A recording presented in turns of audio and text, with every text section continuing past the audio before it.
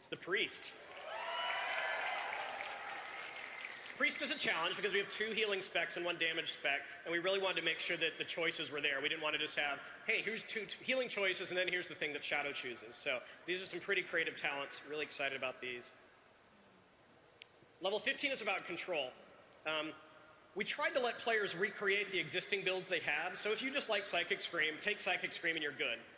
If you want to try something different, we have 2 new forms of crowd control in here. The Void Tendrils rise from the ground and can root all targets within an area. And the Siphene is kind of an interesting idea where a little Siphene comes out and will Psychic Scream repeatedly on different targets.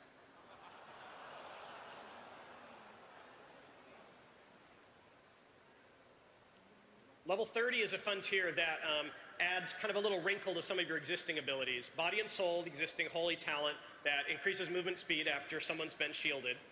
Half of the Devout increases your movement speed when you levitate, which, face it, could be quite often.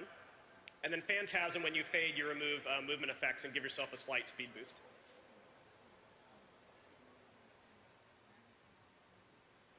Level 45 is about damage and healing. Again, we didn't want to just be, okay, Shadow always has to take this one, so we wanted to have choices in here.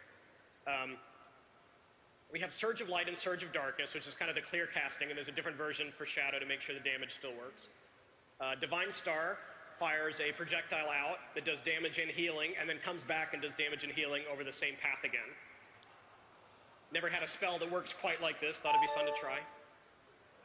And then Archangel. Evangelism is just a core ability now. Everyone will have it, so you don't have to worry about what that means. And then you can have the Archangel or the Dark Archangel to consume Evangelism or Shadow Orbs. Level 60 is about keeping the Priest alive. Anyone can have Desperate Prayer, just a big instant heal. Angelic Bulwark increases your shield when you shield yourself. And then Final Prayer is a passive where when you get hurt, without having to click an ability, you'll get a little bit of help.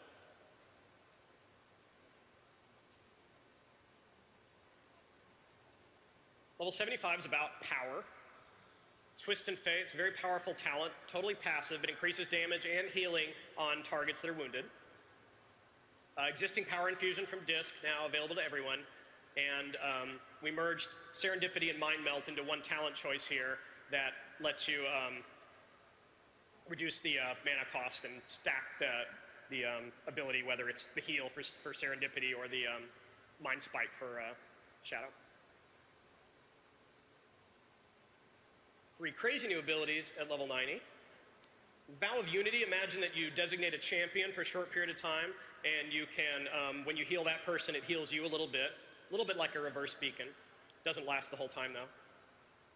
Void Shift's really crazy talent. Hopefully you can pull this off. It just swaps health percentage with your target. So that's all. No big deal.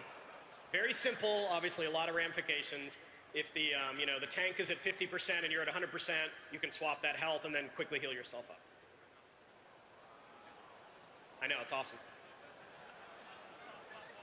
And then Vampiric Dominance is a greatly improved Vampiric Embrace. Shadow used to have this cool vibe of the self-healer, of the kind of passive heal the rest of your group. We thought by making you choose one of these 3 abilities, we could offer it in a more powerful version. So hopefully we'll see some more Vampiric Priest out there. But again, Holy or Disc could take this if they choose. And the Priest Tree.